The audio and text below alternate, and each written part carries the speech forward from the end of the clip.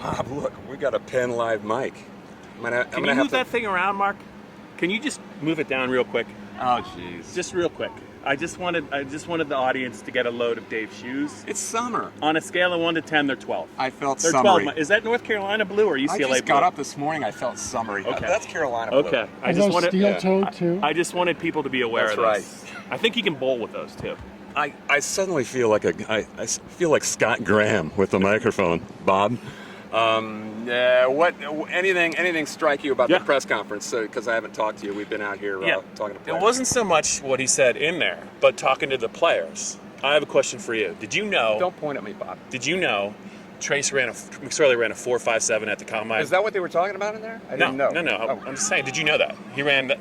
I did know that. Okay. Yes. Do you know there's another quarterback that can run 4.5 on this roster, and he actually ran faster than Trace? Sean Clifford did. Which you've always told me he's more mobile than you think. And I think that people need to wrap their heads around the fact that I thought this offense would change a lot. I don't think it's going to change much at all. And I said, Sean, have you ever had a 25 carry, 175 yard day like Trace did against Ohio State? He said, yeah, my championship game. So just keep that in mind. If he wins the job, which I think he will, I think that you're going to see him run the ball more than I realize, probably more than you realize as well. Okay. My question is he going to have to run when he doesn't want to run more than he's planning with a blindside tackle who has never started before? We're very probably in Rasheed Walker. Well, that is the beauty, Dave, of opening the season against Idaho and then Buffalo. It's pretty much 2 controlled scrimmages. So Rasheed's got a couple games to get himself up to speed for the Pitt game. But yeah, I'm sure that Rasheed is probably going to take his lumps. But you know what? Mobile. That's the beauty of a mobile quarterback is a guy with quick feet can kind of run himself out of trouble. We saw Trace do it a bunch of times during his career, and as Rasheed gets better, I think that'll be less of an issue. But there's probably going to be some anxious moments in the first half of the season. And Rasheed, pretty quick-footed guy for a big guy. He is big. He was a youth boxer.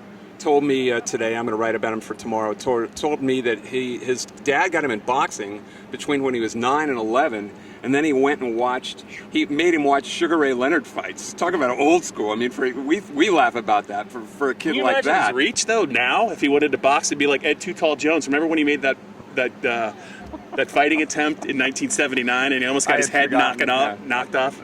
I guess he had a really good jab, so it was like a Larry Holmes jab. But he's left-handed. Anyway, they don't want to hear about that. No. Clifford's going to be the quarterback. I think. You're pretty sure. Right? Yeah, I would say 80%. And I do like Will Levis, though. Let's give him a shot at that. He's got a strong arm, and anything can happen. But all signs point to Clifford. 2 or 3 things that you think have to happen for this to be a very successful team, like a 10-win team rather than a 7-win team? Yeah, I think it's all on the offensive side. I think the offensive line, especially the tackles, especially Rasheed Walker, they've got to get better once they get into the meat of their schedule.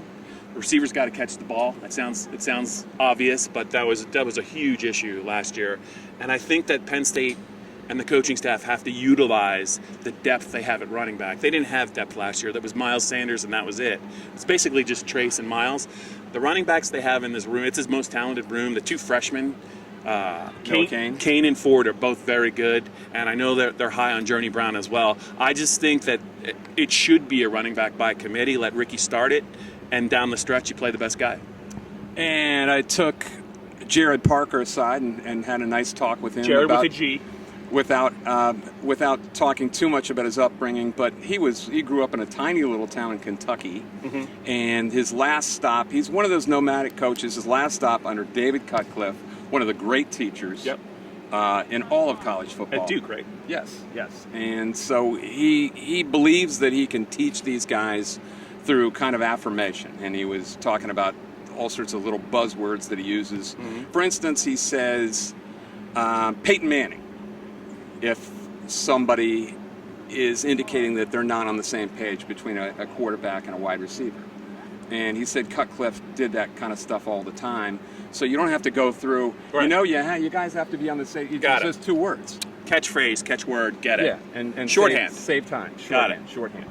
The defense, everyone thinks the defense is going to be great. Any misgivings or misconceptions about that? No, I think it's going to come down to, can they get some good play from the defensive tackles, the three technique position. I think P.J. Mustafer and Shelton are going to be big for this team this year. I can't wait to see Brandon Smith play linebacker. I think they're going to play him. Matt Millen's favorite. The true freshman. And also, I think once they figure out what they're going to do at the other safety spot other than Garrett Taylor, I think the rest is going to take care of itself. I know they like a lot of the corners. They lost Imani, but James Franklin said over and over the cornerback could be his strength. This is going to be his best defense. They've had some good individuals on defense. I think this will be his best defense, and they better learn how to close out games in the fourth quarter. And that's been the defense's problem. I could see this being a lot of close games this year with a low-scoring kind of season. Comparable, I don't want to say 2014, but you remember all the games that year where they weren't real pretty. Is that the way you look at it or not? I think that might be the case earlier, but I do think this offense is gonna hit its stride, and I think you're gonna see them score a lot. Especially, they have a lot of talent at tight end and receiver. This should be a balanced offense. If they protect Clifford, I think it's going to be a more efficient offense than last year's. All right, that's it from Beaver Stadium. Next time we'll see you. We'll be looking. Any shoes. Well, no. Get the shoes one more time. This is for Media Day. That's all.